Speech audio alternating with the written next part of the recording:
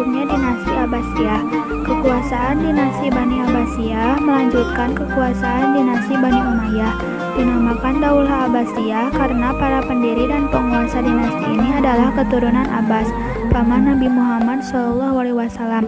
Dinasti Abbasiyah didirikan oleh Abdullah As-Saffah bin Muhammad bin Ali bin Abdullah bin Al-Abbas. Dia dilahirkan di Humaimah pada tahun 104 Hijriah dan dilantik menjadi khalifah pada tanggal 3 Rabiul Awal 132 Hijriah. Kekuasaan dinasti Bani Abbasiyah berlangsung dari tahun 750 sampai 1258 Masehi. Pada abad ke-7 terjadi pemberontakan di seluruh negeri. Pemberontakan yang paling dahsyat dan merupakan puncak dari segala pemberontakan, yakni perang antara pasukan Abu Abbas melawan pasukan Marwan bin Muhammad. Perang ini akhirnya dimenangkan oleh pasukan Abu Abbas dengan jatuhnya negeri Syria.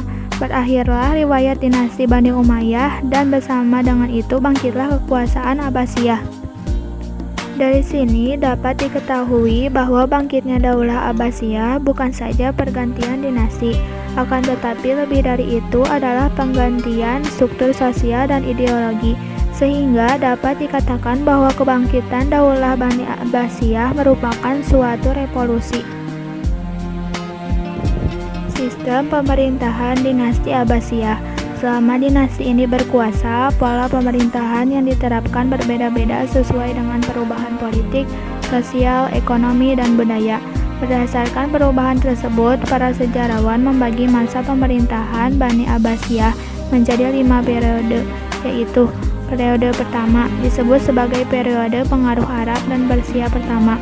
Periode kedua disebut sebagai periode pengaruh Turki pertama.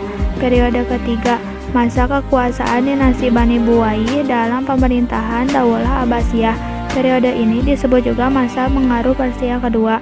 Periode keempat, masa kekuasaan Daulah Bani Seljuk dalam pemerintahan Daulah Abbasiyah. Biasanya disebut juga dengan masa pengaruh Turki kedua di bawah kendali Kesultanan Seljuk Raya. Periode kelima, masa khalifah bebas dari pengaruh dinasti lain, tetapi kekuasaannya hanya efektif di sekitar kota Baghdad dan diakhiri oleh invasi dari bangsa Mongol. Khalifah yang memimpin dinasti Abbasiyah. Pemerintah Islam dinasti Abbasiyah ini tercatat sejumlah nama khalifah yang berhasil menegakkan sistem pemerintahan Islam dengan adil dan makmur.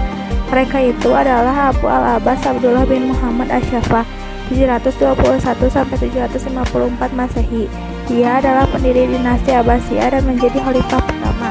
Berikutnya dipimpin oleh penerusnya seperti Khalifah Abu Ja'far Al-Mansur 750 sampai 775 Masehi, Al-Mahdi 775 sampai 785 Masehi, Musa Al-Hadi 785 sampai 786 Masehi, Harun Ar-Rasyid 786 sampai 809 Masehi, Al-Amin 809 sampai 813 Masehi, Al-Ma'mun 813 sampai 833 Masehi, Al-Mu'tasim 833 sampai 842 Masehi, Al-Mutawakkil 847 sampai 861 Masehi, Al-Muntasir 861 sampai 862 Masehi, Al-Musta'in 862 sampai 866 Masehi, dan Al-Mu'taz 866 sampai 869 Masehi. Masa kejayaan atau puncak Daulah Abbasiyah. Popularitas Daulah Abbasiyah mencapai puncaknya pada zaman Khalifah Harun Ar-Rasyid rahimahullah pada tahun 786 sampai 809 Masehi dan putranya Al-Ma'mun pada tahun 813 sampai 833 Masehi. Kekayaan negara banyak dimanfaatkan Harun Ar-Rasyid untuk keperluan sosial dan mendirikan rumah sakit, lembaga pendidikan dokter, dan farmasi. Masa kemunduran atau kehancuran dinasti Abbasiyah. Kemunduran atau kehancuran dinasti Abbasiyah yang menjadi awal kemunduran dunia Islam terjadi dengan proses kausalitas, sebagaimana yang dialami oleh dinasti sebelumnya. Konflik internal, ketidakmampuan khalifah dalam memimpin wilayah kekuasaannya, budaya hedonis yang melanda keluarga istana, dan sebagainya.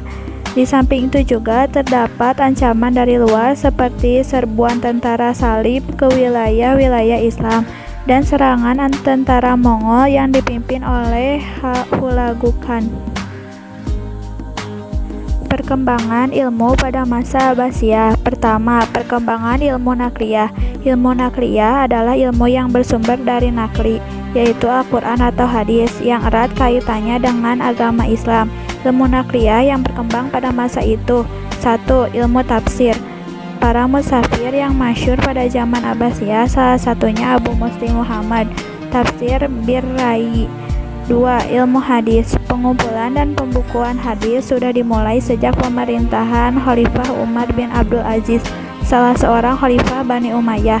3. Ilmu kalam. Ilmu kalam itu ada karena dua faktor, yaitu untuk membela Islam dengan bersenjatakan filsafat dan karena semua masalah termasuk masalah agama telah berpisah dari pola rasa kepada pola akal dan ilmu. Keempat, ilmu tasawuf. Ilmu ini tumbuh dan matang pada zaman Abbasiyah. Dalam bidang ini tokoh yang terkenal yaitu Al-Ghazali, seorang ulama sufi. Perkembangan ilmu pada masa Abbasiyah. Ilmu akliyah yang berkembang pada masa itu yaitu: pertama, ilmu filsafat. Filosof pertama Al-Kindi atau Abu Yusuf bin Ishaq. Kedua, ilmu kedokteran. Ilmu kedokteran telah ada sejak pemerintahan Daulah Umayyah, terbukti dengan adanya sekolah tinggi kedokteran Yudhisapur dan Haran yang merupakan peninggalan orang Syria. Ketiga, ilmu fisika dan matematika. Ilmu yang terkenal sampai sekarang adalah Al-Khawarizmi, Al-Farzani, dan Al-Biruni. Keempat, ilmu astronomi. Ulama yang terkenal dalam bidang ini adalah Al-Farqon dengan bukunya Al-Harkat. Kelima, ilmu sejarah dan geografi. Ulama yang terkenal antara lain Ibnu Ishaq, Ibnu Hisham, Al-Waqidi, Ibnu Qutaibah, dan Al-Tabari.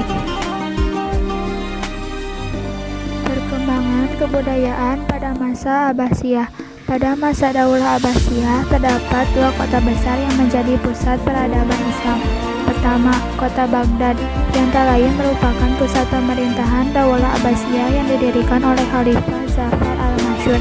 Kedua, kota Samara, yang menjadi pusat seni bangunan Islam. Di sana terdapat kurang lebih 17 istana kecil yang menjadi kiblat arsitektur bangunan bagi kota-kota lainnya. Perkembangan kebudayaan pada masa Daulah Abbasiyah telah banyak mengalami kemajuan pada seluruh aspek kehidupan, baik sosial, ekonomi, politik, militer, kesenian, dan lain sebagainya.